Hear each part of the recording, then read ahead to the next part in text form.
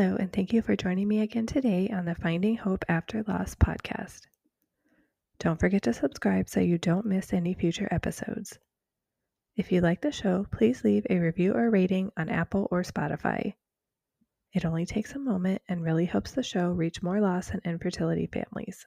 Today, I am talking with Jenny. She is a holistic therapist and associate clinical social worker based in Los Angeles, California. She specializes in trauma, artists, creatives, actors, musicians, and adoptees. In this episode, she discusses the grief and trauma surrounding adoption. Hello, everyone. Today I am here with Jenny. Jenny, can you tell us a little bit about yourself? Yeah, absolutely. So my name is Jenny Flora Wells, and I am an associate clinical social worker and holistic therapist in the state of California. I specialize in working with adoptees, artists, creatives, as well as trauma. So yeah, happy to be here. What kind of led you down that path? Yeah. So I personally am an adoptee myself and have experienced complex trauma in my life. And I feel like the experience for me of being adopted and kind of moving through that throughout my life has been very transformative and pivotal in kind of pointing me in the direction and on the journey that I am at today. I think that, especially as a young child and then moving into adolescence, there's a lot with being an adoptee of where you are dealing with issues around identity as well as grief and loss. Naturally with adoption, and a lot of people don't know this, about adoption because it is such an underserved area still in the mental health field and in the media in general.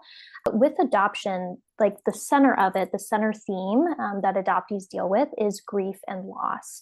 And the reason for this specifically is because, kind of tying this into my holistic approach as well as a therapist, as humans, as mammals, right, our brains are wired for connection. We are very communal beings. So if we are thinking about adoptees and the experience that they go through about being separated from their family for unique reasons to the individual, that loss of the mother and infant bond can cause, adopted infants to lose this fundamental sense of safety and trust in the world around them.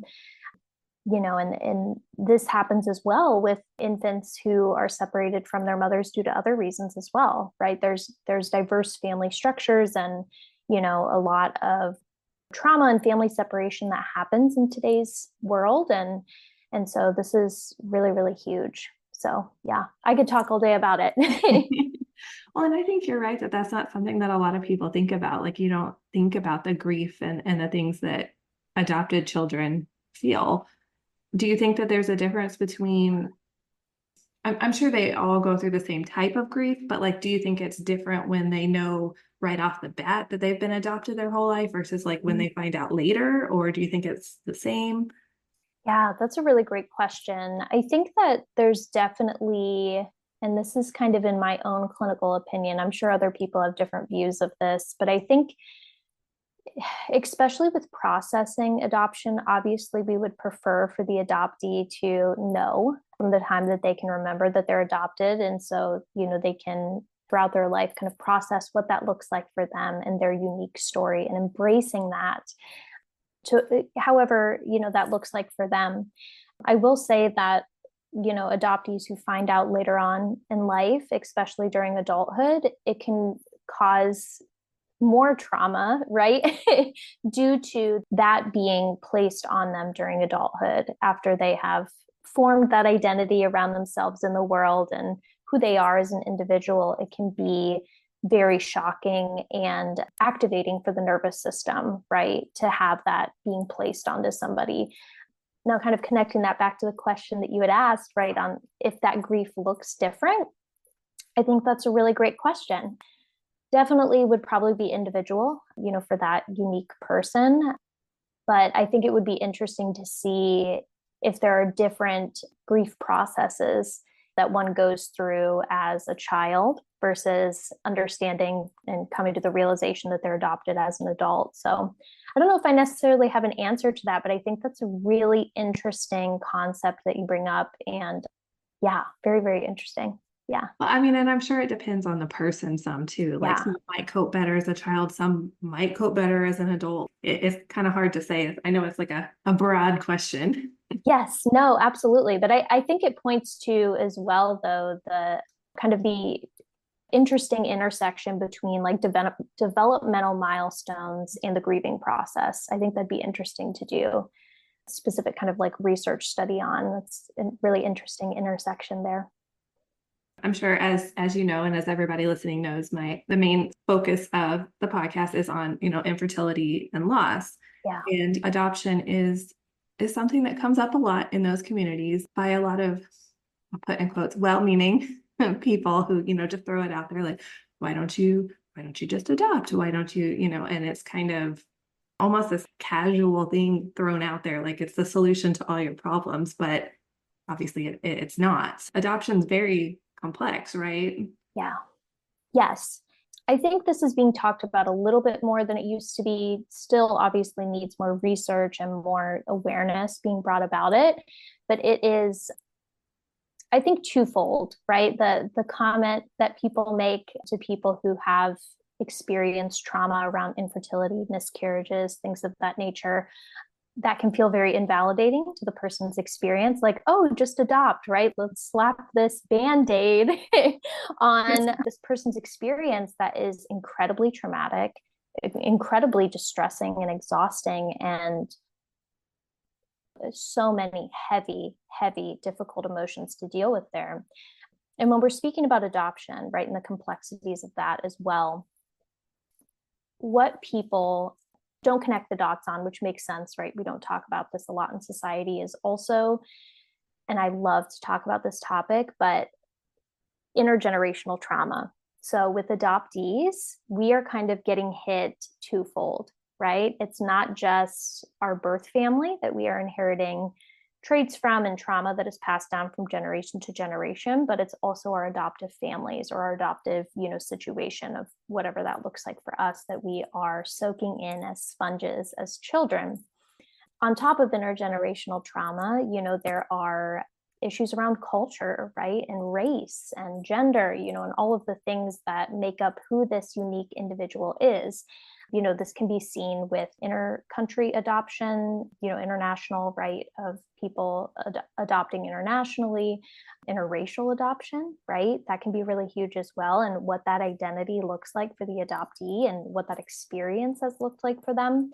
And so I think that these are all issues that obviously we need to continue building awareness and education on, because while we do need more people who are wanting to expand their families and adopt, which is a wonderful thing, we also at the same time need to have the education and the background of understanding what adoption looks like and the complexities that come with it in order to be able to properly share space with the child.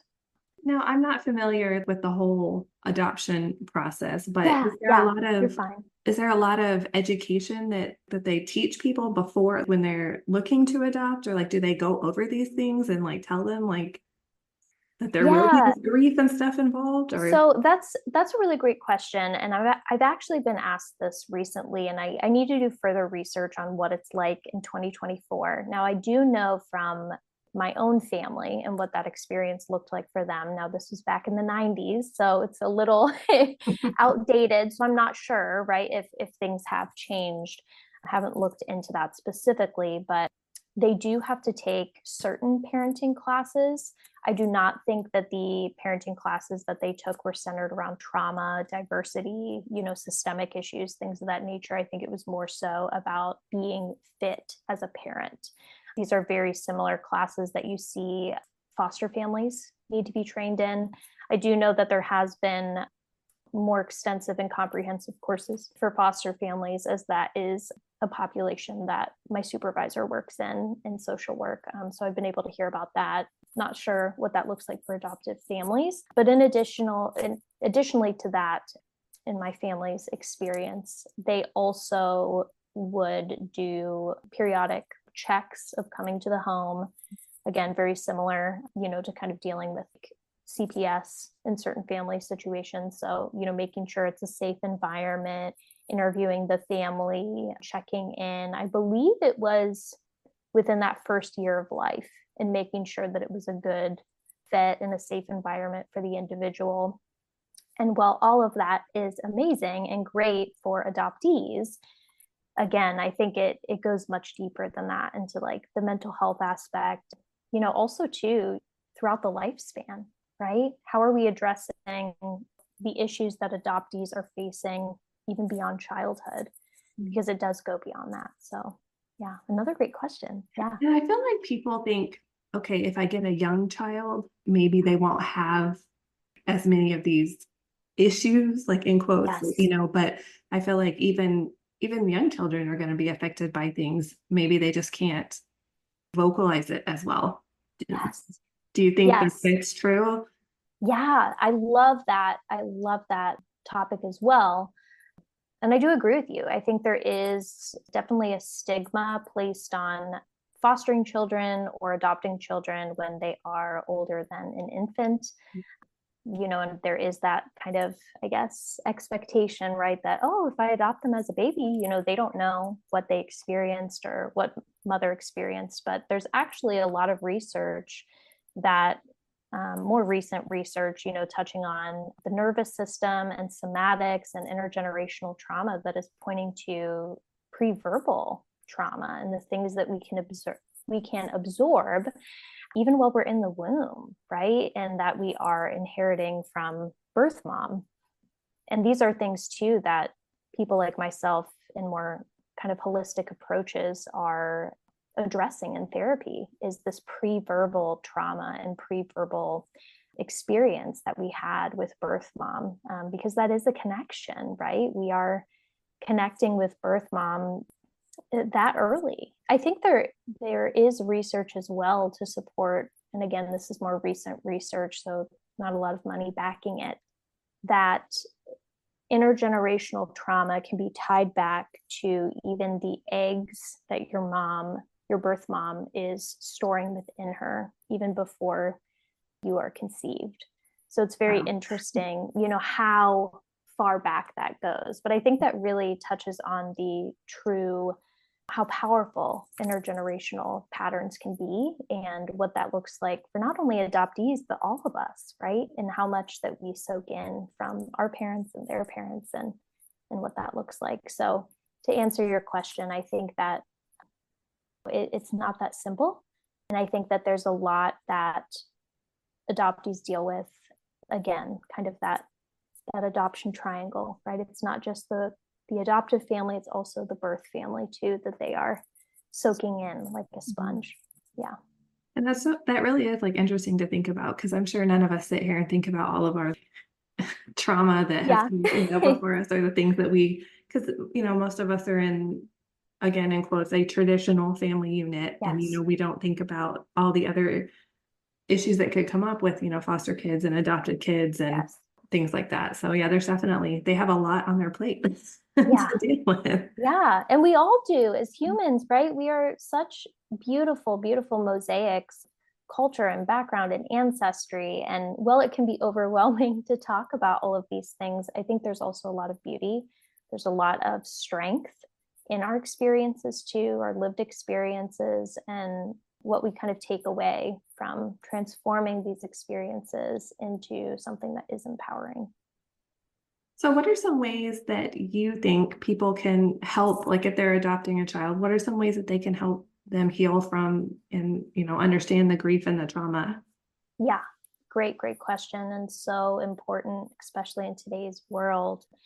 I think that at the core, if we're thinking about the foundation of allowing your child who is an adoptee to come to an understanding of their own story, is allowing them to express what that looks like for them, right? I think a lot of adoptees are gaslit into thinking, well, you were given this amazing life, and why are you struggling with XYZ if you could have been in this situation if you weren't adopted, right? And so that kind of adds to that guilt and shame too, in addition to that grief and loss that the adoptee is experiencing, and can feel very invalidating to their experience just because it's not something that they, of course, every adoptee is in a different situation of when they were adopted, but just because they didn't actively experience something or experience something for enough time for somebody to warrant it as being traumatic, right? That really discredits the adoptee's experience. And so that, I think, is the foundation, right? How can we share space with them and allow them to express what that story looks like for them and the things that are coming up for them within the body, within the mind? And that can be as simple as, hey, and this is a very simplified version, but hey, I really want to talk with you about what it means for you to be an adoptee. What does this look like for you? And how do you experience this? What are the thoughts that you have around it? What's kind of that narrative? Do you have questions? Is this something that you're wanting to explore, right? Because also there are adoptees who want to learn more about their lineage and maybe want to meet birth family or birth mother. And then there's other adoptees that don't. And that's completely valid, right? That's their story. And so it's like, how can we provide a space where we are being inclusive and welcoming of that individual's experience and not tagging it as being something that's very generalist just because we think we know what adoption looks like. So that kind of being the foundation. But I think in addition to that, if your child who is an adoptee is struggling with mental health issues, or maybe is dealing with some of these issues around grief and loss, or even signs of feeling some of that trauma or that stress or any of these things, I think that if you do have access to an adoption competent therapist or a therapist who specializes in trauma, and especially somebody who has more of that holistic approach and kind of seeing, which basically means seeing the client as a whole being more than just the mental health diagnosis, that can be so transformative for the individual. And that's something in my journey that I feel like I was missing during childhood. I did see quite a few therapists in and out, over the years for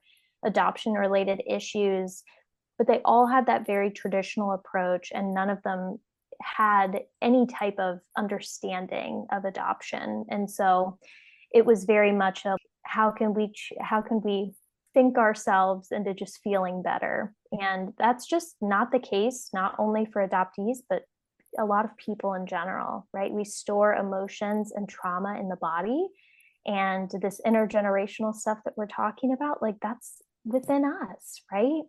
And so it's like, how can we see the client as an actual human with all of these different things that make up this beautiful mosaic, and understanding what they need within their journey of coming back to themselves? Yeah, I think it's hard because I feel like families who adopt, they want the child to just seamlessly meld into their family and be like, okay, you're my child, which, I mean, they are your child, but it's not that easy. And I feel like it's probably hard to be the parent and not feel like, oh, they're being ungrateful for wanting to know their birth family, or things like that. So do you think that issue comes up often? Yes. And I think that this is very common again.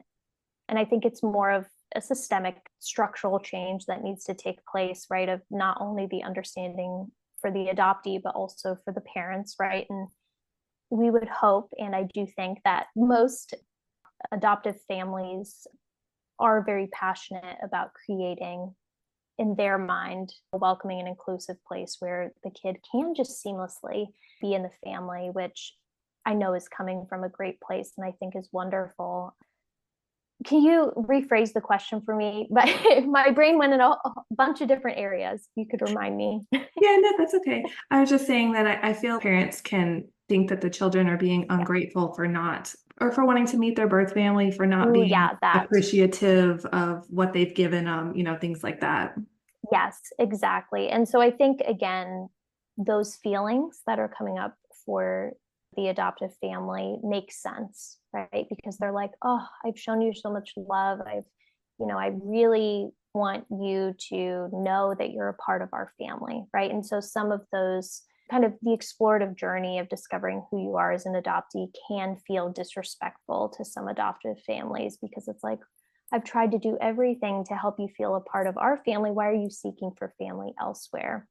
And so I think, that's definitely, in my opinion, something to explore as an adoptive parent, possibly in your own therapy or own exploration of why specifically are these issues and defenses coming out for me? Is it because, I'm not feeling adequate enough? Is it something from my own childhood, right? Where I didn't feel a part of my own family or what have you. We have these defenses that come out for certain reasons. And at the end of the day, they're coming out from parts of us as well that are wounded. And so that can be a really great starting point. And I think that having the understanding as well that with the complexity of adoption, an adoptee is always moving about that adoption triad. And it's the understanding that the adoptee is not only their adoptive family or their birth family, but also this unique individual, right? And so I think that it's also understanding before we embark on being an adoptive family of, is this something that I'm open to? Is expanding my own view of my own family, right? What would it even look like to, later on down in life, maybe if your child had, or you as a family had a closed adoption, right? What would it be like to open up that family to the birth family, be able to kind of start that communication? What would that look like for you? What would that bring up for you? Would that bring out defenses of, I feel like my child is going to leave for the other family, or whatever that looks like? I also think as well that, having this direct communication and these open conversations with the adoptee can be really helpful too. This is how I'm kind of feeling. Like, I want to be supportive of you in your journey. And, how can we work together as a team, and helping us both understand how to navigate this as an adoptive family and, also in your own journey of finding who you are as an individual.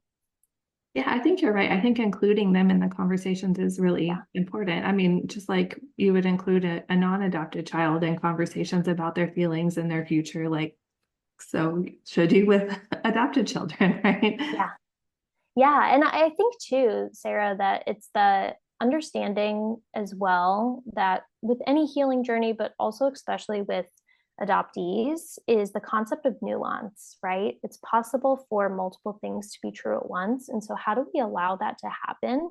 Well, validating the adoptee's experience and also recognizing, this is bringing up these emotions for me. And what is it like for me to sit with that for a minute? Maybe explore that a little bit further instead of pushing it down, right? What does it look like for me to feel sad or upset that this is happening? And how can I have an open conversation in a collaborative way with my child about what this looks like for them and us, and possibly expanding horizons too? Yeah. Yeah, but sometimes it's so much easier to just push those feelings down and not. I know. I know. Deal with It them feels better in the moment, right? Until you have like the big explosion of emotion later, and you're like, oh man, I shouldn't have done that. Yep, exactly. It's definitely easier said than done, and it's a lifestyle thing, right? It's these small blurbs of practice of opening ourselves up to what it's like to sit with the stillness, sit with the discomfort, because I think we're all taught that with all of our lived experience, feeling anything other than happiness is wrong, right? I think a lot of us were told that growing up. And so if we can slowly start to change that narrative and that language with ourselves of being comfortable with that uncomfortable, it doesn't become so uncomfortable anymore. It becomes more of kind of curiosity and explorative of what this looks like for you in being human. Yeah, I think that's a great strategy. I think a lot of people don't do that. Like, I know I don't always do that. I don't sit and say like, okay, but why is this making me sad? I'm just like, no, I'm sad. Like, I don't go into the why, but I think you're right that it is important to do that, because then you understand exactly what's causing it. Yes. And again, easier said than done. What is it even like to have, a short practice of that even once a week, right? I notice that I'm sad right now. What if I just ask myself a question? what does sad look like for me? Or where do I Mhm. feel that in my body, right? The more that we practice something, the more that's being fired in the brain, and our neurons over time will wire that together as a connection. So So it yeah. sounds like really adoptees and the adopters would all benefit from counseling, talking to somebody. Yeah. Is that, Yeah. do you know, is that something that, I mean, I know we kind of talked about this earlier, but is that typically something you think that is included when you are in the process of adopting? So I'm just not, I really should educate myself on the updated kind of requirements of what that looks like. I'm not I'm sure it's sure. different from state to state too, but Probably. You're definitely right. And I think too, it would be interesting to see the differences between requirements for fostering versus adopting. I know that, back in the 90s, based on what my parents had said, well, there were a lot of requirements for both. There tended to be more requirements for foster families, which is very interesting. I don't know. It's still such a stigmatized area.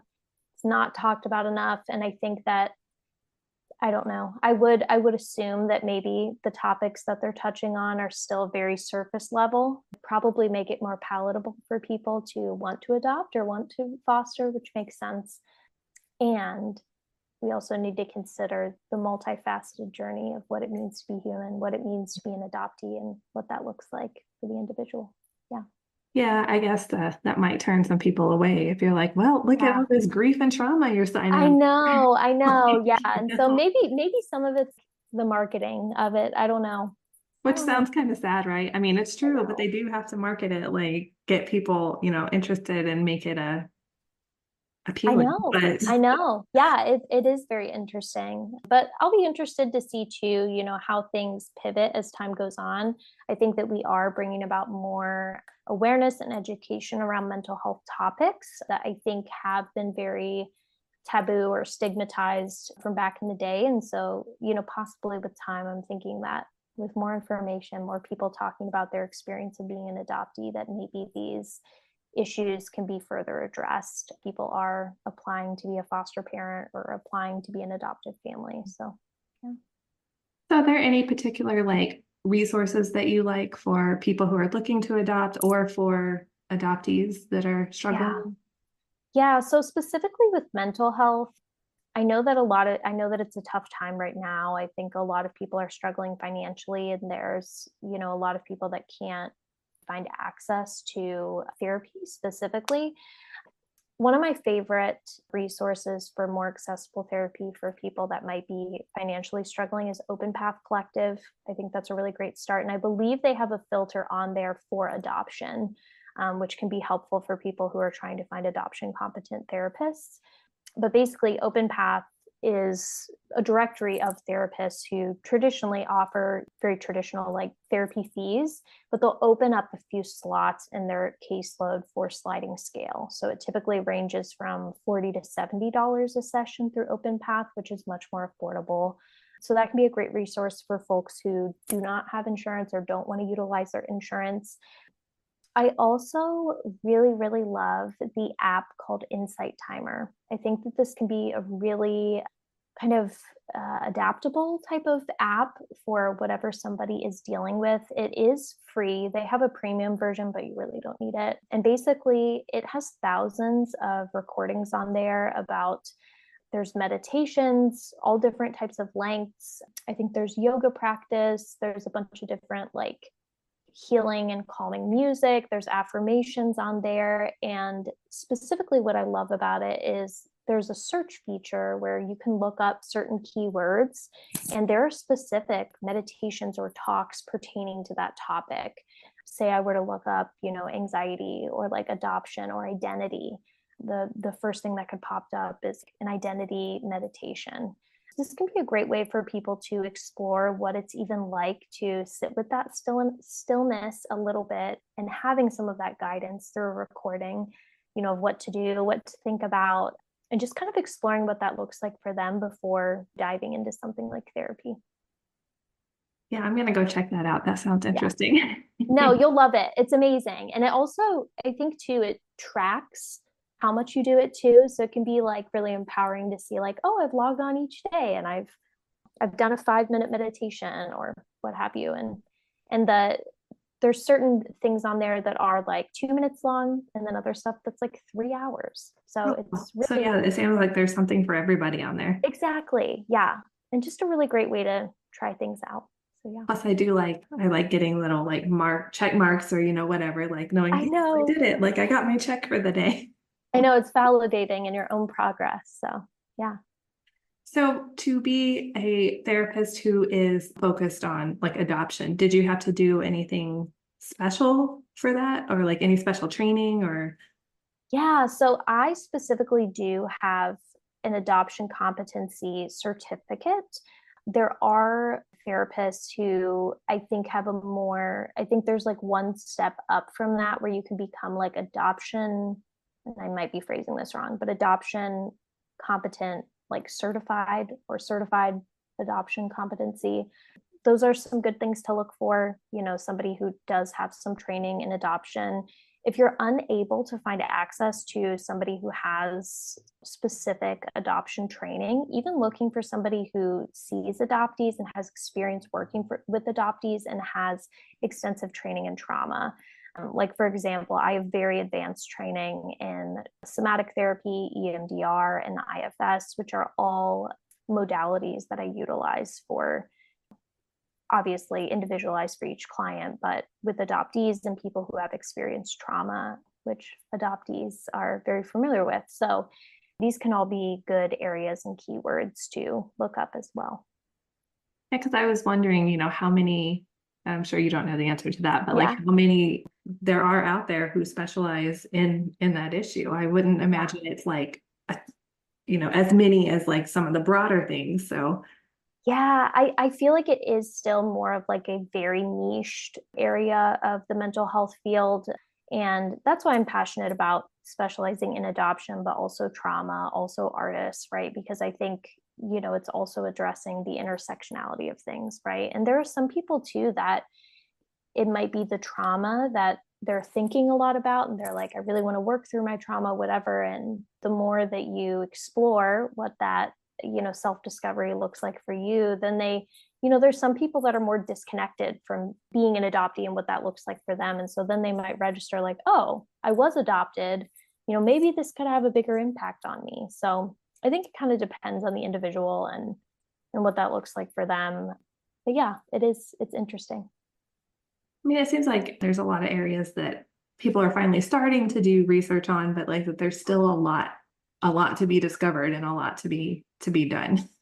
Yeah, and I think the difficult piece about clinical research is that these studies are very expensive and largely funded by either larger corporations or grants or things of that nature that don't always want to fund more exploratory approaches or something that is very niche down like adoption, right? That's not something that people are talking about on a daily basis, right? We're talking more about anxiety and depression, and it's much more isolated symptoms instead of like lived experience. So yeah, so it's like, let's just figure out how to deal with anxiety, but not specifically anxiety for this group of people. Yeah, that, and I think that we're still very much as a society seeing mental health in a prescriptive nature, right? How can we isolate one symptom and try to get rid of it? But the reality of that is, where's the anxiety coming from, right? And I think for a lot of people, there is that root cause that specifically the holistic approach is looking to explore further, right? Where is that anxiety coming from for the individual, or where is this grief and loss coming from for the adoptee and their individual story? Yeah, you're definitely right about that. Everybody just wants, okay, what pill can I take to make this go away? I know. Like, And it makes sense, right? And I want to validate that experience because it is hard to be feeling a certain way and to live in a society where when we're feeling something other than happiness and joy, it is seen as a burden or is seen as not what we're supposed to feel. So it makes sense why we would have this prescriptive nature in a very fast-paced and hectic society where that instant gratification is glorified. Yeah, definitely. And I think that's something that comes up too in when you've gone through like infertility and loss is, we grieve the rest of our lives over things Yes. that happen, but people just want you to be normal again. Let's be happy again. Let's pretend that didn't happen.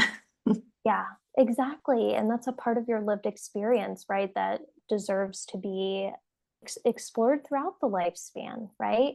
And with healing too, what I always like to touch on is like when we are moving through a healing journey, doing therapy, whatever that looks like, it's not going like this, right?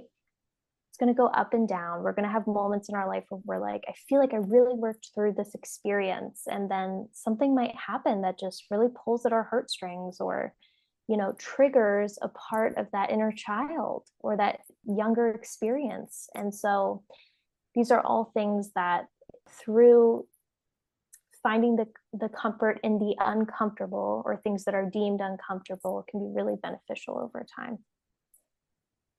So is there anything else that you would like to share or add? Yes, I always end with this quote. I'd love to share it with everybody because I think that there is something so beautiful about even what you and I are doing today, right? Speaking about these issues that, need more education and awareness and sharing our own lived experience and the similarities and the differences with those. And it's one of my favorite quotes by Ram Dass. He is a spiritual teacher and he did a lot of research, I believe it's Stanford, with like psychedelics and like existence and existential stuff. And it's a very simple quote, but it's we're all just walking each other home.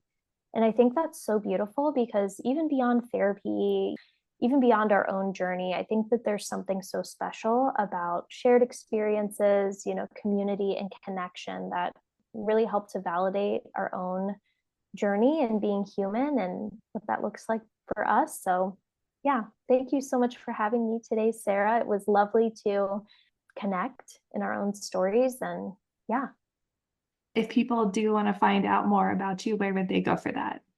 my website is jennyflorawells.com. I have a resource page on there for accessibility. I have more information about my services and what those look like and my approach.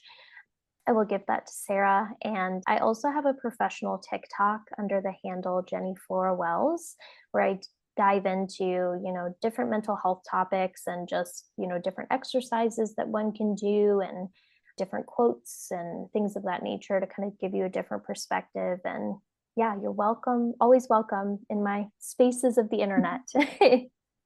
Well, I want to thank you so much for coming on today and sharing your story and all this amazing information with us. Thank you so much, Sarah. And thank you for providing this space and sharing your story as well. And it was lovely to connect. Thank you so much, Jenny, for sharing your story with us. I think so many people just casually throw around adoption as if it's something so easy for just anyone to do. Oh, you can't get pregnant or you're facing infertility?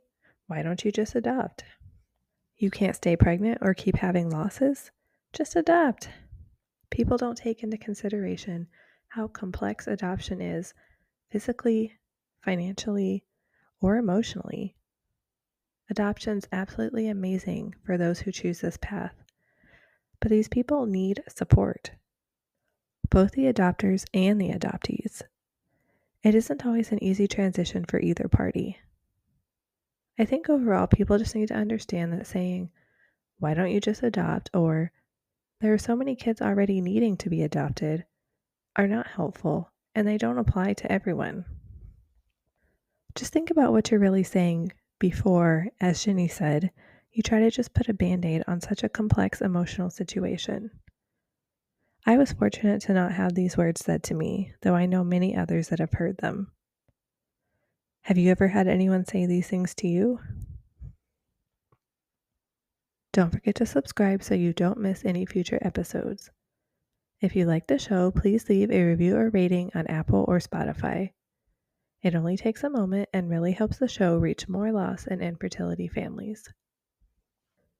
Thank you so much for tuning in, and remember, we are all in this together.